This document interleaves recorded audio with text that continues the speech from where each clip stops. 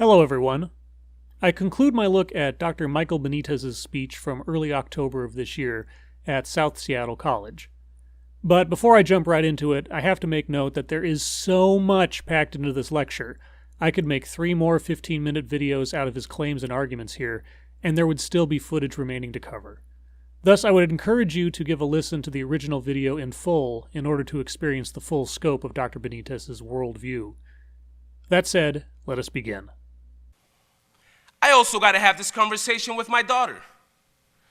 I got to have the conversation with my daughter because there's this thing called heteropatriarchy. There is this thing called male privilege too. It's not only white supremacy, but the amount of sexual misconduct, sexual assaults, rape that this culture has to deal with, particularly women, though I also don't want to excuse men, and neither do I want to exclude trans people who identify in gender non-binary ways. The heteropatriarchy. I'm not sure I've heard that one before. I suppose that prevents gay males from joining the club? Does being gay release you from the boon of male privilege?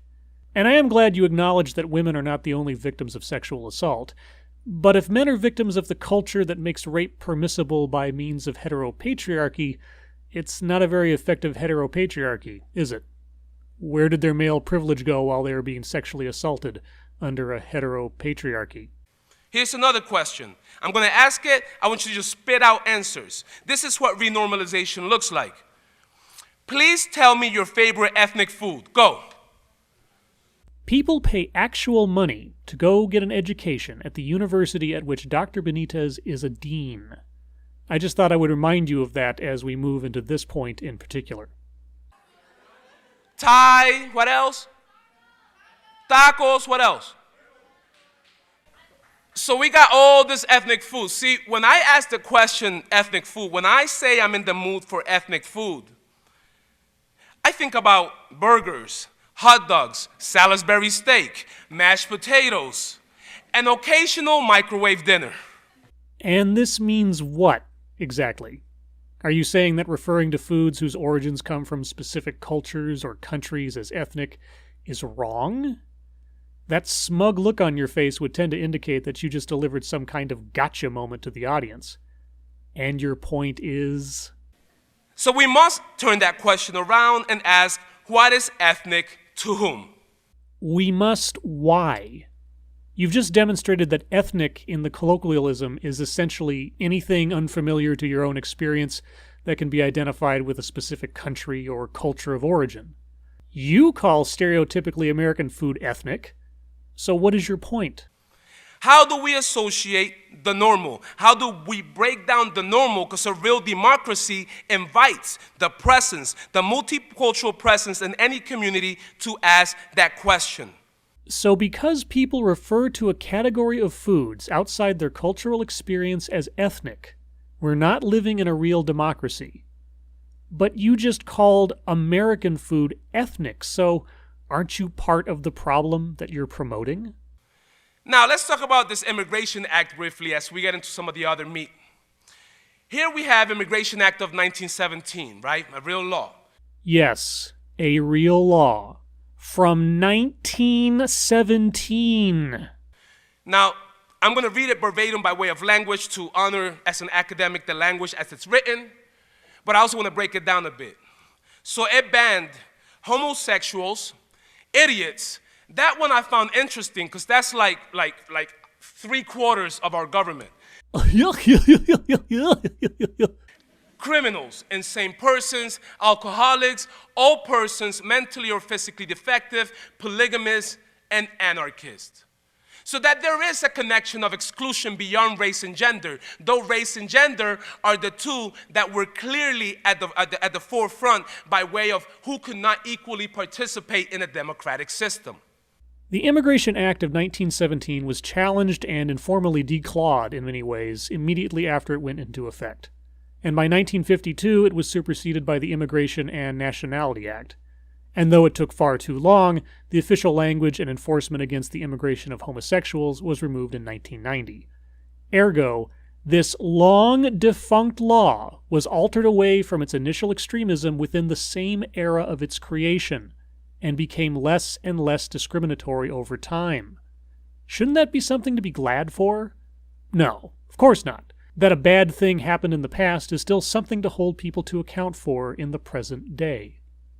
So when somebody asks me the question, yo, Mike, how the economic recession, how that impact you, it must be hard. I said, bro, man, I was born into a recession.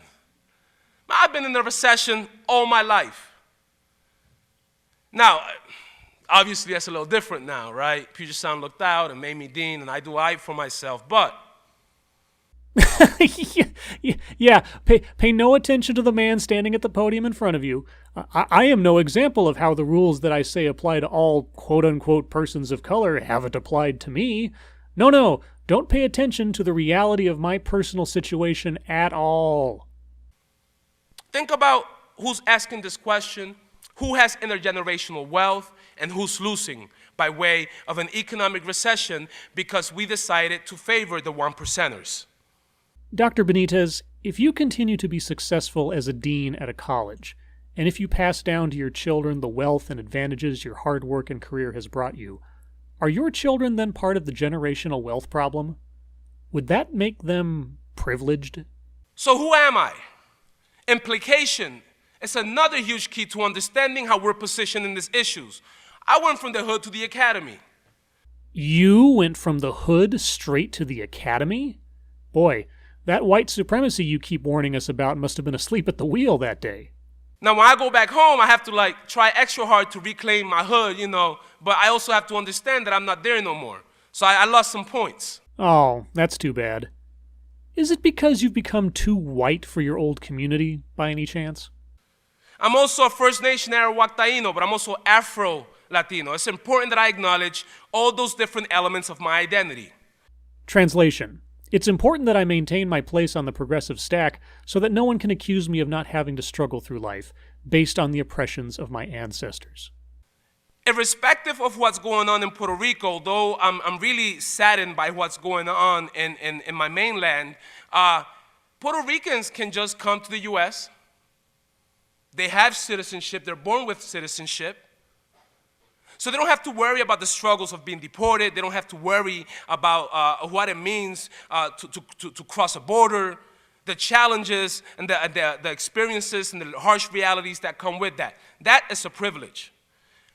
Puerto Rico is your mainland, and it possesses privilege.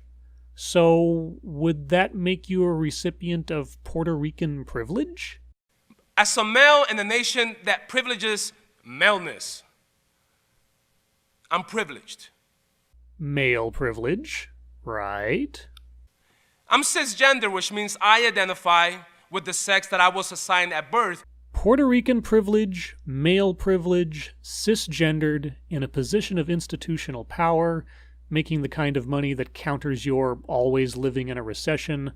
Sounds like you've got a lot of social justice sins to atone for, Dr. Benitez. Is that what this sermon is for? So what does it mean to be minoritized, to be marginalized, to be oppressed, or underrepresented, especially under these moments of cultural uncertainty? Apparently ending up as a well-paid dean at a private college and winding up behind a podium at a different college to tell everyone how oppressed you are. Nice work if you can get it. And then I asked the question for you to reflect on. Based on who you are, what would make a place most comfortable, an atmosphere most comfortable for you? That's part of the issue we're addressing, coexistence. Wow, it's a pleasure. I appreciate the intro.